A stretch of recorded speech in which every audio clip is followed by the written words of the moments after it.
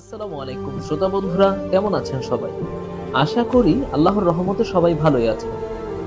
আজকে আমি আপনাদের সাথে যে ঘটনাটা শেয়ার করব, এই ঘটনাটি আমাদের পাঠিয়েছেন জ্যোৎস্না নামের এক বোন। এই ঘটনাটি ঘটেছিল 1980-র দশকে।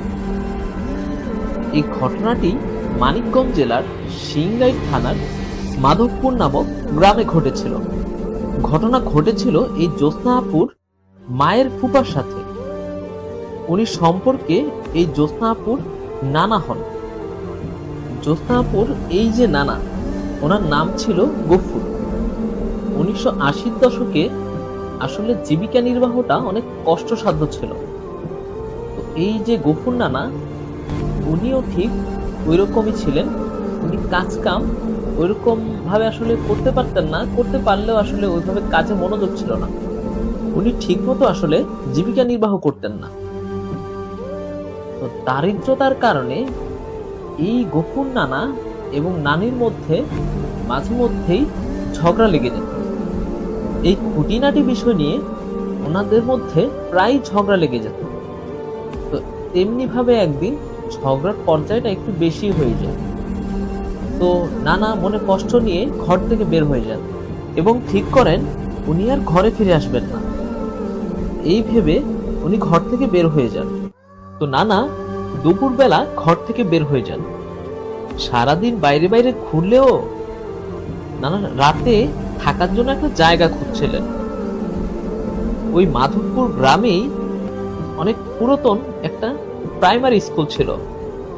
ওই প্রাইমারি স্কুলের সাথে অনেক পুরাতন একটি বটগাছ ছিল। তো নানা ঠিক করেন ওই প্রাইমারি স্কুলের ওইখানেই একটা ঘরের মধ্যে উনি রাতটা কাটিয়ে দিবেন। তো যেই ভাবা সেই কাজ।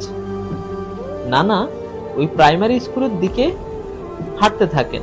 তো রাত প্রায় 8টা-9টা পর্যন্ত নানা বাজারে সবার সাথে গল্প গুজব করে তারপর তিনি ওই প্রাইমারি স্কুলের দিকে হাঁটা ধরেন। তো নানা ওই প্রাইমারি স্কুলের দিকে গিয়ে একটু অবাক হন। উনি দেখতে পান প্রাইমারি স্কুলের একটি টিনের ঘর থেকে প্রচন্ড রকমের আলো বের হয়ে আসছে। এই আলো যেই সেই আলো না, মনে হচ্ছে যে ঘরের ভেতরে বুঝি দিনের থেকেও বেশি আলো। অথচ তখন আনুমানিক রাত 10টা কি 11টা হবে। তখন চারপাশে প্রচন্ড অন্ধকার, কিন্তু ওই ঘরের মধ্যে থেকে যে পরিমাণ আলো আসছিল মনে হচ্ছে ওই ঘরের মধ্যে দিনের থেকেও বেশি আলো। নানা আরো একটু বেশি অবাক হন যখন শুনতে পেলেন ওই ঘর থেকে সাউন্ড ভেসে আসছে। অর্থাৎ অনেকগুলো মানুষ কোনো বাজনার তালে তালে নাচলে যেরকম শব্দ হয় ঠিক ওই রকম শব্দ ভেসে আসছে। তো নানা এই প্রাইমারি স্কুল সম্পর্কে অনেক লোককথা শুনেছেন। তিনি শুনেছিলেন এইখানে নাকি 7টি পরিবাস করে এবং রাতের বেলা তারা এখানে এসে গান বাজনা করে, অর্থাৎ গানের তালে তালে নৃত্য করে। এই অবস্থা দেখে নানা পরী দেখার লোভ সামলাতে পারলেন না। তিনি শুনেছিলেন পরীরা নাকি অনেক সুন্দর হয়।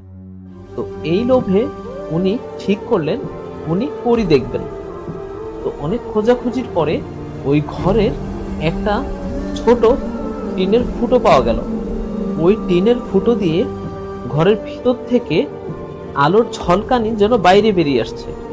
অর্থাৎ দূর থেকে কেউ লাইট মারলে যেমন আলো দেখা যায়, ঘরের ভেতর থেকে তেমন একটি আলোর রেখা বাইরে বেরিয়ে আসছে। তো নানা ঠিক করলেন ওই ফুটো দিয়ে তিনি ঘরের ভেতরে তাকাবেন।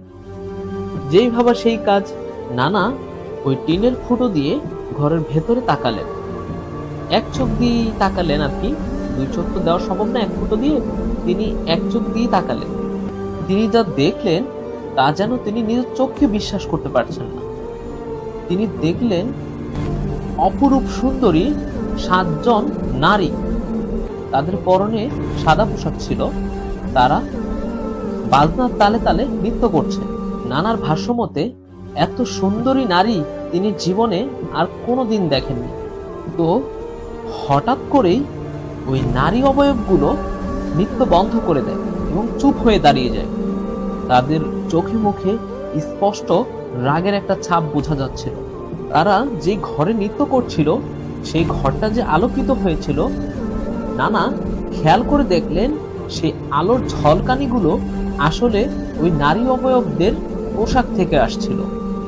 এক পলকেই মনে হলো ঘরের সব আলো নিভে গেল, পুরো ঘরটি অন্ধকারে পরিণত হলো। গফুর নানা ভয়ে নিজের চোখ সরিয়ে নিলেন।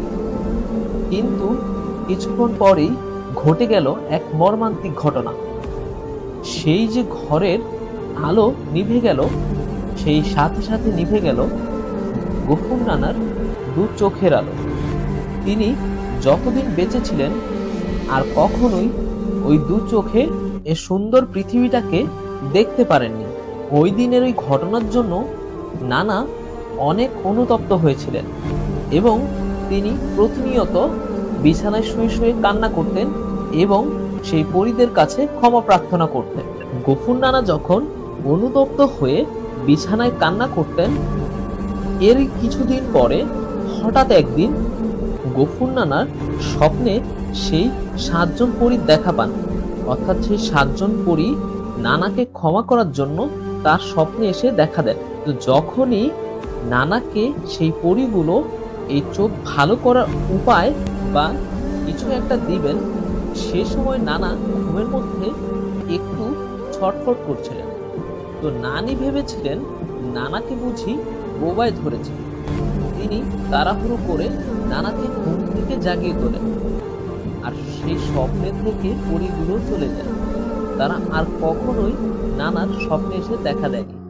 তো নানাকে বাকি জীবনটা এভাবেই অন্ধকারে কাটাতে হয়েছে, অর্থাৎ আর কখনোই তিনি চোখে দেখতে পান। প্রিয় শ্রোতা বন্ধুরা, কেমন লাগলো আমাদের আজকের ঘটনাটি তা কিন্তু কমেন্ট করে জানাতে ভুলবেন না।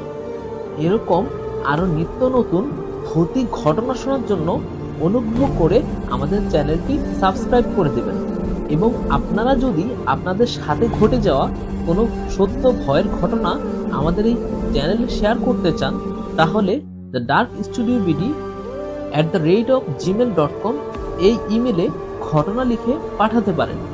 ইমেলটি আমাদের ডিসক্রিপশন বক্সে দেওয়া আছে। সবার শারীরিক সুস্থতা কামনা করে আজকের মতো আমি এখানেই বিদায় নিচ্ছি। আসসালামু আলাইকুম।